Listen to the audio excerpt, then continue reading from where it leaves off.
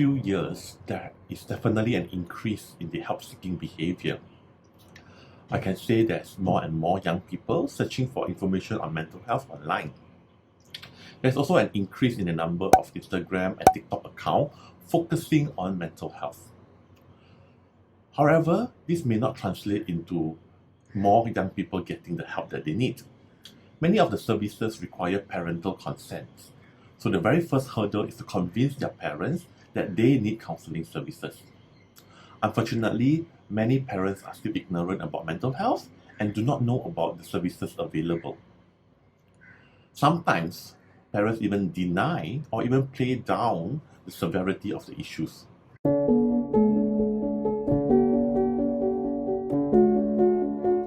At the very core, young people have the same needs now as compared to 10 years ago.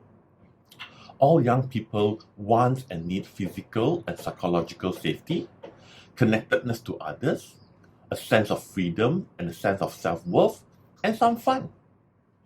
These needs manifest differently in young people now and 10 years ago, but the core remains the same. The interplay between these needs and our modern technology manifests as gaming addictions, cyberbullying, hikikomori syndromes, or being isolated or cloistered at home. If we want to help young people, we need to help them to satisfy these needs responsibly in the current context.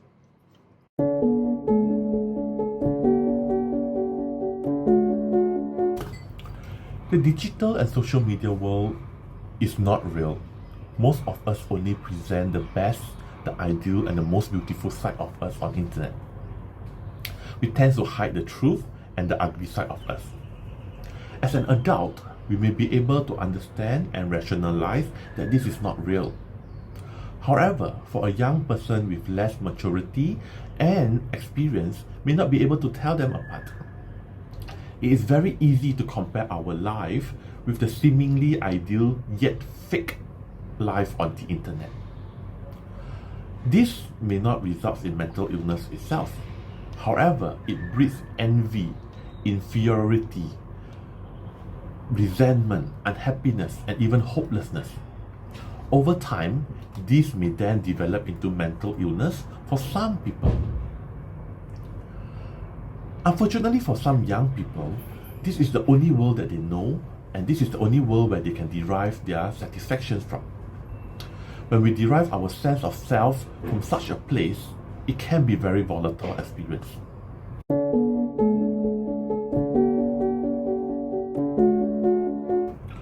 We cannot deny the prevalence of social media apps such as Instagram and TikTok. As the tools, it can be used for the good. For example, social media can be used to spread positive messages and awareness. It has been used for normalizing certain experiences, such as the taboo topic of sex and sexuality, mental health, death, and grief. With more people coming forward to share their experiences and stories, this can help to encourage other young people to seek help and feel that they are not alone.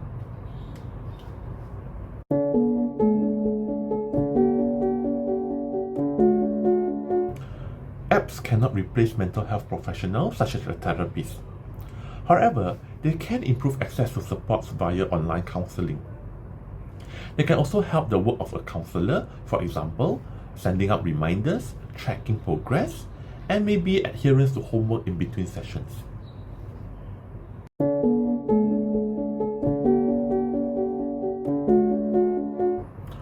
A young person is more than just going to school. According to the ecological system theory, a young person's well-being is affected directly and indirectly by many things that happens around them. For example, a policy change at the parents' workplace will affect the parents' happiness and satisfaction at home, which indirectly impacts a young person. The volatility, uncertainty, complexity, and ambiguity of the current economy may seem to have no relation to a young person's mental health. But indirectly, these environmental influences, among many things, the economic well-being of the family, the focus and the direction of education, which in turn may pose different challenges to young people. Now, on top of that, a young person has to navigate and search for their identity, they have to satisfy their parental expectation, peer relationships, and an array of other things.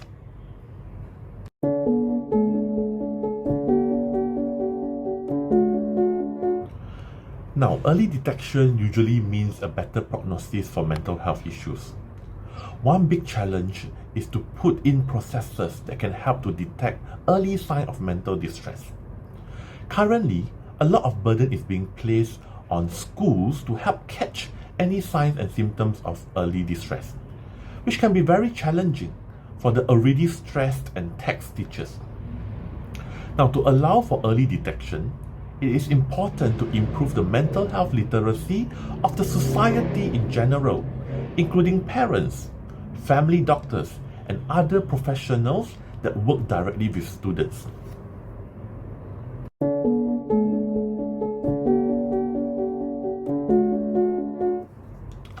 I believe the very first barrier for a young person to access mental health services is their parents. Whether in school or external counseling, obtaining parental consent is usually the first step. Many parents are not well versed in mental health issues and the signs to look out for. Sometimes, they may also be in denial or play down the severity of a young person's concern. For school counseling, a high ratio of students to counsellor in schools may be a problem. The recent announcement by Minister Chan Chun Sing will be a welcome change.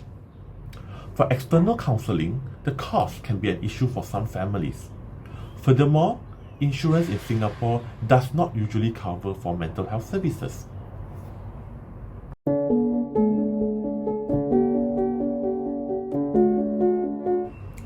Ethically, any counseling practice should be supervised by qualified supervisor.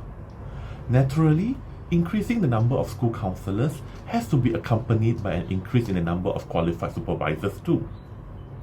Other considerations include the support for training in specialized areas such as trauma-informed practice.